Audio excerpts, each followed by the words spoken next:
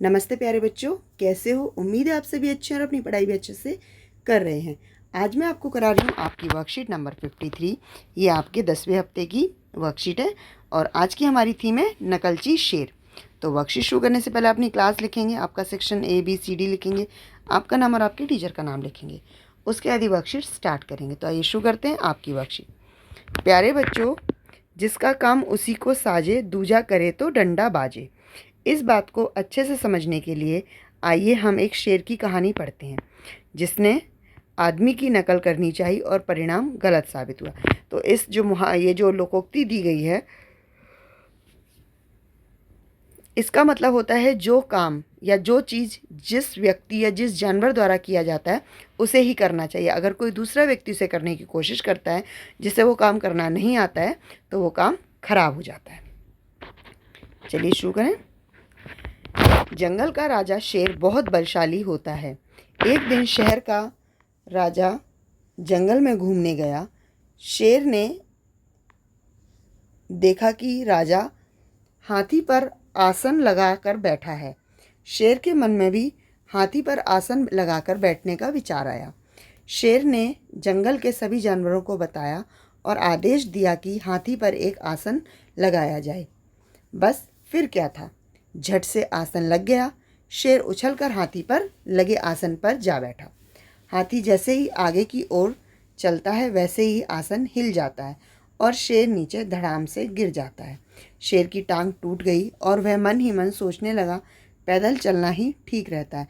अब इंसान जो राजा है वो अच्छे से उस आसन पर बैठ सकता है और उसे कंट्रोल कर सकता है, लेकिन शेर ऐसा नहीं कर पा रहा था, इसीलिए वो गिर गया।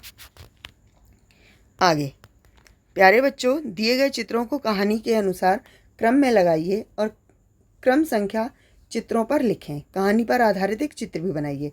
तो सबसे पहले क्या है, सबसे पहले क्या देखा उसने?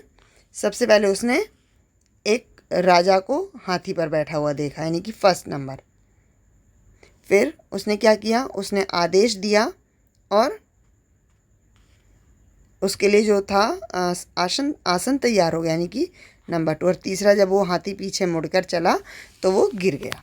आप जंगल के राजा शेर के बारे में क्या जानते हैं? क्या क्या जानते हैं? तो हम क्या क्या जानते हैं? यह एक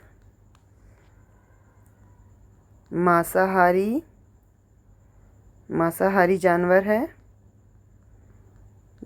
है।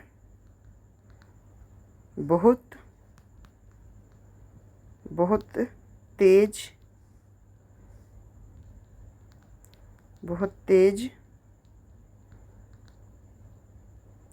दौड़ता है, बहुत शक्तिशाली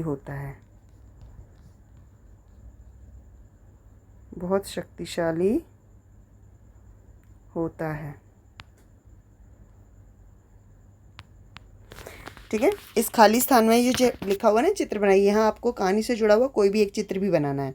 ठीक है। शेर हाथी के ऊपर लगे आसन पर क्यों बैठना चाहता था? क्योंकि वो जो शहर का राजा था उसकी नकल करना चाहता था।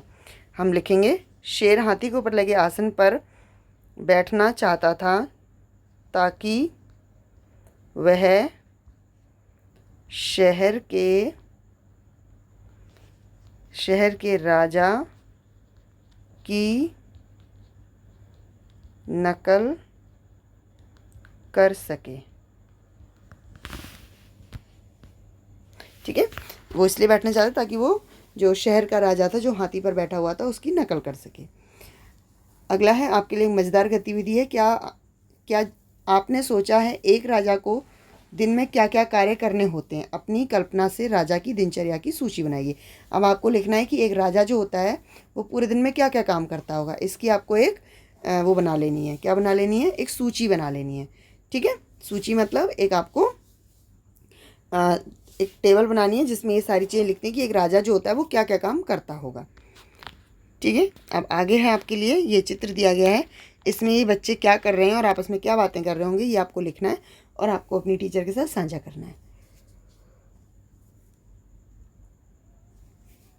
पेरेंट्स, आपके लिए सजेशन है कि बच्चों को समझाइए कि हमें किसी की नकल नहीं करनी चाहिए, मतलब नकल नहीं करनी चाहिए, हमें अपना काम अपने दिमाग से ही करना चाहिए। तो उम्मीद है ये वर्कशीट आपके लिए यूज़फुल रही होगी। अगर यूज़फुल रही है तो इसे लाइक कीजिए, शेयर कीजिए और हमारे इस चैनल को सब्सक्राइब कीजिए। धन्यवाद।